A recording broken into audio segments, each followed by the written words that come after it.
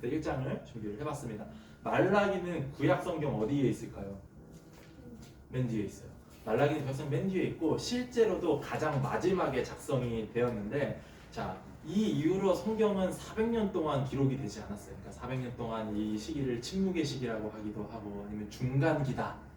왜 중간기냐? 구약과 신약 사이에 있는 시기라서 중간기다 라고 하기도 했어요. 근데 이제 실제로는 역사적으로는 되게 많은 일들이 있었죠. 그리스라는 국가가 이제 대성했다가 망하기도 하고, 그 사이에 페르시아도 한번 대성했다 망하기도 하고, 이제 로마가 다시 크게 그 지방을, 유라시아 지방을 이제 정복하기도 하고 했던 시기가 그 400년 동안에 있었어요. 성경은 기록되지 않지만 많은 일들이 있었죠. 그래서 왜 오늘 말라기를 갖고 왔느냐? 우리가 이제 새해를 맞이하면서 이제 구약 성경에서 신약으로 넘어가기 직전 말라기 백성들에게는 어떤 일들이 있었냐? 우리는 이제 신약 성경을, 신약의 시대를 맞이하려고 했던 말라기 백성들에게 하나님은 이런 이야기를 남겼는데, 우리가 새해를 맞이하면서 우리에게는 어떤 메시지로 이것이 다가올 수 있을까? 그래서 제가 한번 준비를 해봤습니다. 이스라엘 백성들, 이 말라기 시대 이스라엘 백성들에게는 오늘 성경을 보니까 두 가지의 문제가 있었어요. 하나님이 딱 보니까 얘들은 두 가지의 문제가 있었어요. 무엇이었을까요? 기억나나요? 방금 읽었던 거? 잘 기억 안 나죠? 말하면은 첫 번째로는 하나님이 뭐라고 하죠? 이스라엘 백성들이 하나님이 질문, 나에게 대체 뭘 해줬습니까? 라고 이스라엘 백성이 물었다고 했어요. 하나님이 대체 우리에게 무엇을 해줬습니까? 라고 했더니 하나님이 뭐라고 얘기했냐? 내가 옛날부터 너에게 했던 것이 이런 것들이 있다 라고 했는데, 이스라엘 백성들이 왜 하나님이 나에게 뭘 해줬습니까? 라고 물어봤을까요? 이 말에 숨겨진 아니라 대놓고 말하는 뉘앙스가 있어. 뭘까요? 쉽게 생각해. 우리가 부모님한테 싸웠어. 엄마가 나한테 해준 게 뭔데? 라고 했다고 해봐. 그러면 뭘 이렇게 말한 걸까요? 내가 어떤 마음으로 그런 걸 이야기한 걸까요? 엄마 나한테 진짜 뭘 해줬는데 진짜로 뭘, 네? 반항심도 있고, 이걸 우리가 면밀하게 보면은 엄마가 진짜 나한테 해준 게 있을까요? 없을까요를 봐야 돼. 있어요. 분명히 있어요. 엄마든 아빠든 분명히 나한테 해준 게 있는데, 나한테 해준 게 뭔데라고 얘기했을 때는 이게 내가 생각하기에 나에게 필요한 건 이거고 내가 원하는 건 이건데, 엄마 아빠 나한테 이거 들어주지도 않고 대체 나한테 뭐 해줬는데, 내가 필요한 건 이거였는데 나한테 해준 것도 없잖아. 이런 뉘앙스로 이야기하는 거거든요. 이스라엘 백성 똑같았어요. 내가 원하는 건 이건데 하나님 나한테 들어준 적 없잖아요. 왜냐하면 이때 이 이스라엘 백성들의 상태를 우리가 볼 필요가 있는데, 말라기 시대의 이 이스라엘에 대해서 여러분 아십니까? 되게 어려운 질문이지만 말라기 시대의 이스라엘의 상황, 네? 찍을 수 있어요. 좋았을까요? 나빴을까요? 나빴어요.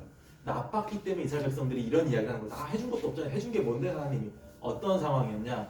이스라엘이 한번 망했어. 망하고 다시 돌아왔어요. 실제로 역사에 있었던 사건이죠. 한번 망하고 돌아오니까 이게 망한 국가라서 아무것도 없어서 성읍도 다 불태워서 없었다고 그러고, 느헤미야 보면 써 있잖아요. 성읍도 지어진 것도 없고 성전도 다 무너졌고 사람들 다 길거리에 노숙하고 있고 막 다 알거지야. 느헤미야에 그렇게 써 있어요. 그러니까 이거 딱 보니까 진짜 우리 아무것도 없구나. 군대도 없고 가진 것도 없고 재산도 없고 아무것도 없다. 우리 진짜 빈털터리구나. 그러니까 하나님한테 이렇게 얘기해도, 하나님 나한테 해준 게 뭔데요? 이거 보세요. 나 가진 거 아무것도 없어요. 아무것도 안 해줬잖아요 나한테. 이렇게 이야기를 하고 있는 거죠. 자, 그래서 이 이스라엘 백성들이 원했던 게 뭐냐? 이스라엘 백성들이 원했던 건 딱 한 가지였어. 이 이스라엘이라는 국가가 전 세계에서 가장 최고가 되는 강대국이 되는 거. 이 사상이 언제까지 이어지냐면 예수님 올 때까지 이어져요. 우리 국가가 지금 완전 전 세계 최빈국이니까 우리 국가를 강대국으로 만들어줄 수 있는 하나님을 계속해서 원했던 거야, 이스라엘 사람들. 그래서 예수님이 오시고 난 다음에도 사람들이 예수님을 보고 메시아다 하면서 엄청 따라왔잖아요. 기적을 보고. 왜 따라왔냐? 예수님을 그리스도로 보고 따라온 게 아니라 저 사람이 저렇게 기적을 베푸는 걸 보니까 저 사람이 이제 우리를 강대국으로 만들어줄 그 기적의 그 사람이다 라고 생각을 하고 따라갔던 거죠. 그러니까 예수님이 난 그렇게 안 하겠다라고 하니까 바로 배신을 때리는 거죠, 사람들이. 자, 그랬어요. 이때도 똑같았어요. 그러니까 하나님한테 원하는 건 뭐냐? 이스라엘 백성들이 나한테 해준 게 뭔데요? 라고 하는 그 말의 속내는, 하나님이 우리를 강대국으로 만들어줘야 하지 않겠습니까? 예언서에 보니까 이 이스라엘이 전 세계 사람들이 다 아는 것처럼 해같이 빛난다면서요. 그렇게 써있다는데 왜 우리 그렇게 안 만들어줘요? 라고 그걸 원했던 거예요, 이 사람들이. 이해가 좀 되시죠?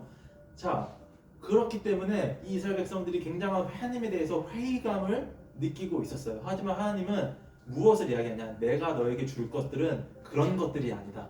너희들을 강대국으로 만드는 건 지금 중요한 일이 아니야. 너희들 역사 지금까지 너희들이 계속 선조들이 봤던 역사를 봐봐. 나는 너희들을 버린 적도 없었고 포기한 적도 없었고 야곱 때부터 지금까지 너희들의 역사를 다 살펴보면 나는 계속해서 너희들을 지켜주고 있었어. 근데 나한테 해준 게 없다고 그런다고? 그래서 하느님이 오히려 도리어 지금 이야기를 하고 있는 거죠. 너희들 진짜 양심 없다 라고 이야기를 하고 있는 거예요. 이게 지금 이스라엘 백성들의 첫 번째 잘못이었습니다. 하나님한테 대드는 것. 두 번째, 무슨 잘못을 저질렀나? 이 사람들의 오늘 이야기를 보니까 예배에 대한 이야기가 나오고 있어요. 예배를 어떻게 했냐면은 이 기록을 보니까 예배를 단순히 지루한 것이다. 첫 번째, 예배는 지루한 것이다. 두 번째, 예배에는 어떤 영향력도 없다. 세 번째, 뭡니까? 도움이 되지 않는다. 네 번째, 뭡니까? 그렇기 때문에 나는 예배에 가져가는 것을 소홀히 하겠다. 이게 결과가 나타난 거예요.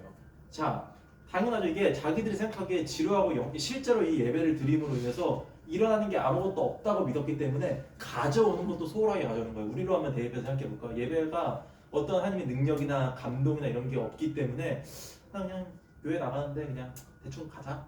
양치 안 하고 그냥 가자. 양치하고 안 하고가 사실 중요한 거 아닙니다, 여러분. 그 마음을 여러분 지금 이야기하는 거예요. 그냥 가자, 그냥 예배 뭐 그냥 대충 그냥 뭐 하던 대로 그냥 하면 되잖아 하고 가는 거여서 이스라엘 백성들은 어떻게 하고 가냐? 양치, 이 당시 양치질 없었잖아.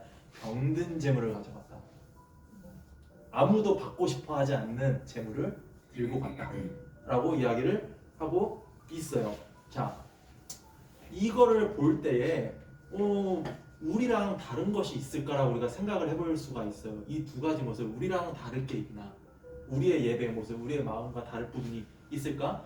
우리는 정말로 예배가 우리의 삶에 영향력을 미칠 수 있다라고 생각을 하고 있을까? 라고 저는 한번 생각을 해봤어요. 그런 묵상을 저는 해봤습니다. 이걸 하면서 나는 정말 예배가 내 삶에 영향력, 어떤 능력을 미치고 있나?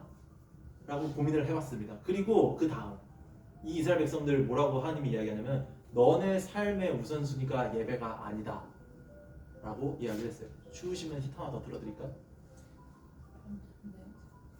담요도 있으니까 담요 덮어도 돼요. 여기 창가라서 추울까봐 편하게 이야기하세요. 괜찮으니까. 자, 그렇다. 내 인생의 우선순위는 예배가 아니다 라고 이스라엘 백성들이 이야기했어요. 우리에는 어떠냐고. 우리 삶의 우선순위는 예배냐? 우리의 삶의 가장 우선순위는 무엇이냐? 좀 이따 나오거든요. 내가 생각하기에 너네 삶의 우선순위는 이거다라고 하나님이 직접적으로 딱 이야기를 해요. 자, 그렇게 이야기를 했습니다. 자, 우리가 또 이 시대에 예배를 할 때에 그런 걸 또 고민해 볼 수 있어요. 하나님이 이렇게 얘기해요. 내가 원하는 예배는 이런 예배가 아니었다. 너네들은 근데 너네들이 생각한 대로 지금 예배를 하려고 한다. 너네들 편한 대로, 너네들 마음대로 이게 더 편하게 예배하는 법이니까 이렇게 자꾸 예배를 하려고 하네? 라고 오늘 보면 끝머리에 나와 있었죠. 자, 우리는 어떻습니까? 우리는 하나님이 과연 원하시는 모습으로 예배를 드리려고 합니까? 특별히 우리가 코로나 시대 때에 무엇이 붐이 일었냐면은 잘 아실 거예요. 코로나 때 붐이 일어나면 온라인 교회 붐이 일었어요. 근데 이게 한국은 좀 늦게 일어난 거거든요. 실제로 그 북미 쪽이나 유럽 쪽에는 유럽 말고 그 미국 쪽이 좀 진보적이라 이 온라인 교회에 대한 토론이 한 십몇 년 전부터 있었어요. 근데 이거에 대해서 결론이 뭐냐?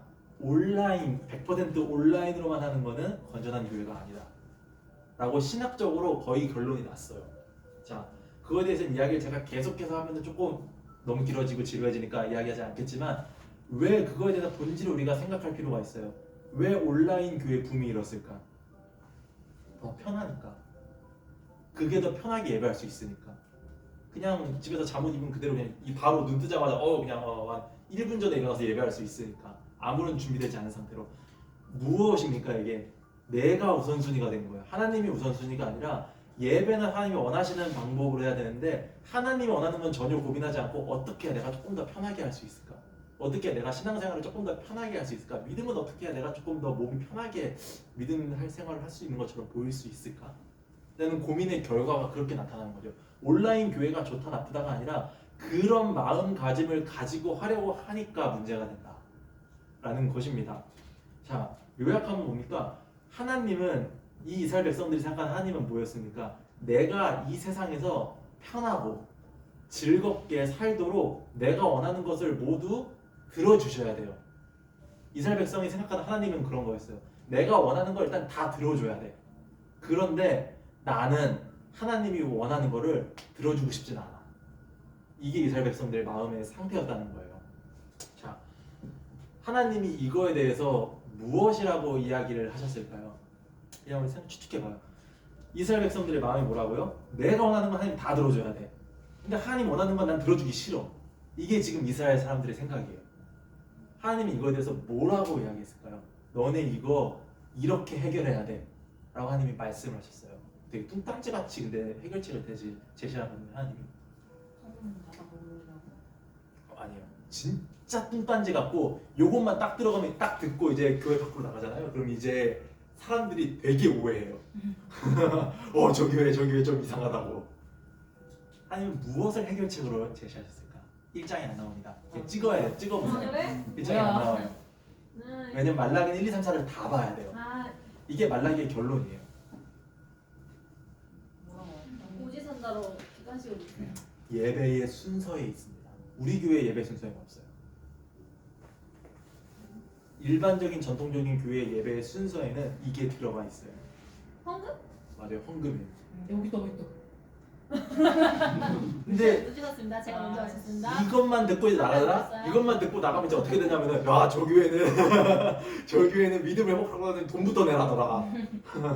이런 이야기가 나오는 거예요. 근데 하나님이 정확한 워딩으로 뭐라고 하냐면은 너희의 11조를 회복해라라고 되어 있어요. 왜 그렇게? 왜? 그래야 이게 중요한 거예요. 하나님이 내 우선순위가 될 수 있으니까. 아닙니다. 그런 차원의 이야기가 아니에요. 자, 성경을 볼 때 우리가 워딩에 집착하면 안 되는 이유가 뭐냐면은 그 당시의 배경과 그 당시의 사람들의 마음까지 우리가 이해를 해야 돼요. 자, 그럼 이제 우리가 그 당시로 한번 들어가 봅시다. 아까 뭐라고 그랬어요? 이 말라기 시대 이스라엘 망했다, 빈곤했다. 자, 일반 사람들이 빈곤했어요. 일반 평민들은 다 빈곤하게 살았어요. 그러면 제사장들은 어땠을까요? 나쁘지 않은가? 아닙니다. 제사장도 빈곤했어요. 왜 제사장이 빈곤했을까요? 사람들이 헌금을 안 하니까. 헌금을 안 하니까. 자기 먹고 사는 거 바쁘고 지금 뭐라고 했습니까? 예배를 중요하게 생각하지 않으니까 병든 것 같고 이러니까 이게 원래 제사장들은 성경의 레위기, 제명의 레위기 보면은 제사장들이 어떻게 먹고 사는지가 써 있어요.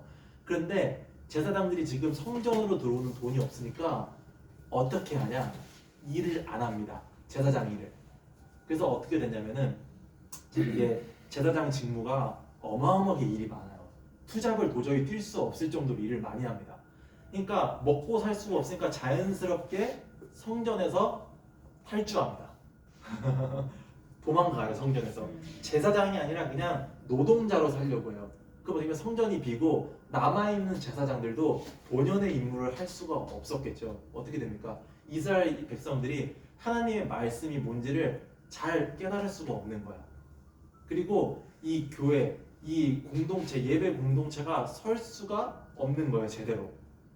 그러니까 이 악순환이 계속 반복되는 거죠. 말씀을 모르고 예배 공동체가 서지 않으니까 예배가 계속 무너지고 헌금은 더 줄어들고 병든 거 갖고 오고 얘네들 우선순위 안 들고 그러면 다시 제사장 더 도망가고 이 악순환이 계속해서 반복되는 거예요. 그 하나님 뭐라고 얘기합니까? 너희의 11조로 회복해라. 숨겨야 됩니까? 뭘까 여기에? 그러면 하나님의 원래 마음, 교회를 회복해라. 돈을 내라는 게 아니야. 돈을 내라는 게 아니라 너희의 믿음을 회복해야 되는데 그 믿음을 회복하는 첫 단계가 11조를 내는 거다. 교회부터 살려라.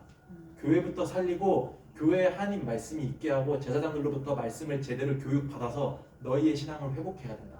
물론 돈이 우리의 우선순위가 될 수 있기 때문에 그거를 바치는 것도 의미가 있지만 그것보다 더 큰 의미는 그거라는 거죠. 그래서 신약 성경이 시작될 때 예수님이 뭐라고 말씀하십니까? 예수님이 제자들과 함께 있을 때 이런 이야기예요. 내가 이 땅에 온 것은, 물론 예수님이 이 땅에 온 것은 우리의 구원을 위해서 온 거지만 뭐냐? 이 땅에 교회를 세우기 위해 왔다 라고 해요. 내가 피 흘려 준 것은 이 땅에 교회를 세우기 위해 온 거다 라고 이야기를 합니다. 교회 왜 중요하냐? 아까 온라인이랑 연결되죠. 우리의 교회가 왜 중요합니까? 우리가 교회를 통해서 무너지는 신앙을 다시 잡을 수 있기 때문에 하나님이 이런 제대로 전해지지 않는 하나님의 말씀을 다시 한번 우리가 듣고 서로 도와주고 넘어지려고 하면 붙잡아주고 다시 원상복귀할 수 있기 때문에 교회가 중요하다라는 것이죠. 자, 오늘날에도 우리가 동일하게 적용을 할 수가 있을 것 같아요. 아까 이스라엘 백성들 어땠다고 그랬죠? 예배의 진짜 의미를 잃어버리고 예배에서 얻는 감동도 잃어버리고 우선순위도 없어졌어요. 오늘 우리에게도 하나님이 동일하게 이야기를 하는 거예요. 돈 내라고 하나님이 말씀하실까요? 아닙니다. 돈 내라고 말씀하시는 게 아니라 너희의 신앙을 회복해야 되는데 첫 걸음은 교회를 회복하는 거다. 교회를 세우는 게 너희들의 이유다. 예수님도 그렇게 말씀하셨다고 했죠? 교회를 세우러 왔다. 그걸 제자들에게 이렇게 말씀하셨어요. 너희들이 땅끝까지 가서 복음을 전하고 교회를 세워라. 제자들에게서 교회 세웠잖아요. 자, 그렇습니다. 이 말라기에는 여러분 제가 이제 굉장히 말씀을 오늘 압축해서 짧게 갖고 왔는데 말라기는 결론이 나와요. 이 이스라엘 백성들에 대해 하나님이 결론을 말씀하십니다. 너네 내 말대로 살아가는 사람들, 그렇게 안 살아갈 사람들 두 가지에 대해서 하나님이 다 이야기를 해놔요. 뭐라고 이야기하느냐? 3장 16절부터 보면 이런 이야기가 나옵니다. 하나님을 높이며 살아온 사람들의 모임에게는 사람들에게는이라고 이야기하지 않았어요. 하나님이 뭐라고 하냐? 하나님을 높이는 모임에게, 뭡니까? 교회를 이야기하는 거예요. 그런 교회에게는 하나님이 이렇게 얘기해요. 귀 기울여 주시겠다. 내가 귀 기울이고 그 모임을 내 책에 기록해 놓겠다. 뭡니까? 기억하겠다는 거예요. 하나님이 그걸 꼭 기억해 놓겠다. 내가 절대 잊지 않겠다. 그리고 하나님을 경외하는 자들은 다 거기에 기록되어 있다 라고 이야기해요. 그리고 마지막 최후의 심판 때 내가 그들을 특별 대우해 주겠다. 3장에 지금 써 있어요. 여러분 말라기 3장에 보면은 3장 16절부터 18절 보면 써 있는 내용이에요. 내가 그들을 특별 대우해 주겠다. 그리고 부모가 자녀를 품어주듯이 그들을 내가 보호할 거다 라고 이야기를 하고 있어요. 그러니까 여러분 성도 개인이 아닙니다. 믿음은 개인이 가지고 하는 게 아니에요. 믿음은 교회로 하는 거예요. 하나님이 말씀했어요. 모임을 지켜주겠다. 자, 반대로 하나님이 그 이야기를 합니다. 반대로 악을 행하는 거만한 사람들은 모두 땔감처럼 태워져 부서질 것이다.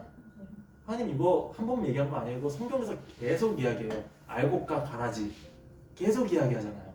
계속 이야기해요. 오직 흙과 재만 남을 것이고 그들에게는 암흑의 날이 될 것이다.